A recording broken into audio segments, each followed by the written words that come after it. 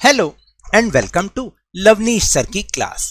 आज की शिक्षा निदेशालय राष्ट्रीय राजधानी क्षेत्र दिल्ली की वर्कशीट नंबर 12 जो कि कक्षा छठी के विद्यार्थियों के लिए है, यह ली गई है हिंदी विषय से। और इसमें आज हम फिर से एक बार कविता वह चिड़िया जो उसको जारी रख रहे हैं, यानी उसका अगले भाग को समझने की कोशिश करेंगे। तो चलिए जल्दी से शुरुआत करते हैं मेरे साथ और समझने की कोशिश करते हैं। प्यारे बच्चों, चलिए आज हम वह चिड़िया जो कविता के अगले भाग को गुनगुनाते हैं और जानेंगे कि चिड़िया को और क्या क्या पसंद है। तो पिछली बार हमने, याद है ना, इसका पहला स्टैंजा पढ़ा था, जो पहला अंतरा था वो पढ़ा था हमने और उसका मतलब समझा था। आज उससे आगे समझेंगे। तो चलिए आप मेरे साथ इसको पढ़ने की कोशिश कीजिए। कविता का शीर्षक है वह चिड़िया जो। वह चिड़िया जो कंठ खोलकर बूढ़े वन बाबा की खातिर रस उंडेलकर गा लेती है, वह छोटी मुंह बोली चिड़िया, नीले पंखों वाली मैं हूं, मुझे विजन से बहुत प्यार है। तो चलिए इसको फिर से एक बार गाते हैं। वह चिड़िया जो कंठ खोलकर बूढ़े वन बाबा की खातिर रस उंडेलकर गा लेती है, वह छोटी मुंह बोली चिड़िया, नीले पंखों वाली मैं हूं, मुझे विजन से बहुत प्यार है। अब हम इसका मतलब समझते हैं कि वह चिड़िया जो कविता के कवि श्री केदारनाथ अग्रवाल जी कहते हैं कि इनका मन उस नीली चिड़िया के समान है जो बहुत छोटी है, जो कच्चे दानों को खाकर संतुष्ट हो जाती है। वह चिड़िया अपने सुरीले कंठ से बूढ़े पुराने घने वन में जाकर रस से भरे मधुर गीत गा लेती है।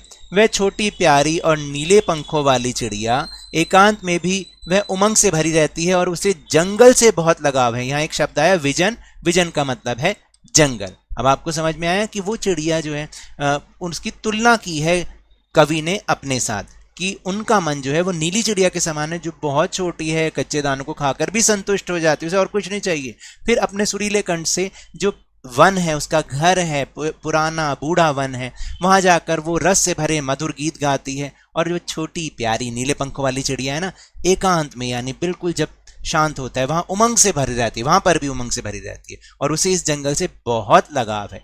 तो अब हम चल रहे हैं अपने प्रश्नोत्तर की ओर। पहला प्रश्न है कि सही अर्थों के साथ मिलान कीजिए, यानी शब्द हैं और उनके अर्थ हैं, सही शब्द को सही अर्थ के साथ मिलाना है। जैसे पहला है संतोषी, तो संतोषी का मतलब होता है संतोष करने वाला, यानी उसको जो भी है मिल रहा है उसमें ही वो संतोष कर रहा है। फिर है बूढ़े वन बाबा, इसको हम किसके साथ इसका अर्थ मिलाएंगे? इसको हम पुराने घने वन या पुराने घने जंगल, उसको कहा गया है बूढ़े वन बाबा। फिर विजन से प्यार, विजन से मतलब एकांत से प्यार, जैसे अभी मैंने ऊपर आपको ये समझाया, विजन का मतलब जंगल, और जो जंगल में एकांत होता है उसका मतलब है विजन। और उसके बाद है दूध भरे जुंडी के दाने, दूध भरे जुंडी के दाने यानी पिछली बार हमने समझा था ना ज्वार के कच्चे दाने। तो इस तरह से हमें इसको मिलाना है। अब एक गतिविधि, जल्दी से कविता को लय ताल के साथ गाइए एवं अपनी पसंद की चिड़िया पर कोई कविता लिखिए। तो आपको इसको लय ताल के साथ गाना है और साथ में अगर आप लिख सकते हैं तो चिड़िया पर कोई छोटी सी कविता लिखिए। देखिए मैंने भी आपके लिए एक कविता का इंतजाम किया है जिसमें मैंने थोड़ा सा फेरबदल करके उसको समझाया है। तो देखिए शीर्षक है चिड़िया। रंग बिरंगे पंखों वाली चिड़िया, रंग बिरंगे पंखों वाली चिड़िया, देखो कैसे आती है, चूं चूं कर उड़ जाती है, सबके मन को भाती है। जब चिड़िया गाना गाती है और सुबह हमें जगाती है, जब हम उठकर बैठ जाते फुर से वो उड़ जाती है। तो कैसी लगी कविता कमेंट बॉक्स में जरूर बताइएगा। फिर उसके बाद दूसरा प्रश्न, वन बाबा कौन है और उन्हें बूढ़ा क्यों कहा गया है? तो देखिए इसका उत्तर क्या हो सकता है। जैसे अभी हमने समझा कि वन बाबा जंगलों को कहा गया है, वे कई सालों से चिड़िया व अन्य सभी वन्य जीव जो हैं उनका घर होता है, इसलिए उन्हें बूढ़ा कहा गया है। तीसरा है विजन किसे कहा गया है और चिड़िया विजन से प्यार क्यों करती है? देखिए चिड़िया को अन्न से प्यार है, वह दूधिया एवं अध पके जुंडी के दाने बड़े मन से खाती है, उसे विजन से प्यार है, मतलब कि एकांत वन में वह बड़े उमंग से मधुर स्वर में गाती है। तो विजन किसे कहा गया है? एकांत वन। किसे कहा गया है? एकांत वन को कहा गया है। तो हम इसमें क्या लिखेंगे कि विजन किसे कहा गया है? विजन एकांत वन को कहा गया है। और फिर चिड़िया विजन से क्यों प्यार करती है? तो हमने उसका उत्तर ये लिखना है। फिर इसके बाद है प्रश्न नंबर 4, चिड़िया किसके लिए गाती है? चिड़िया बूढ़े वन बाबा के लिए गाती है। किसके लिए गाती है? बूढ़े वन बाबा के लिए।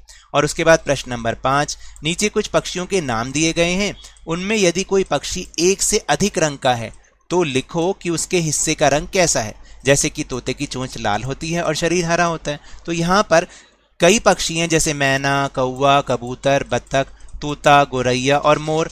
तो इनमें से कौन सा पक्षी ऐसा है जो एक से अधिक रंग का है? और वो है मोर। क्यों है? क्योंकि मोर का मुख यानी मुंह तो नीले रंग का होता है और पंख जो है ज्यादातर हरे रंग के होते हैं। तो अब आपको समझ में आया।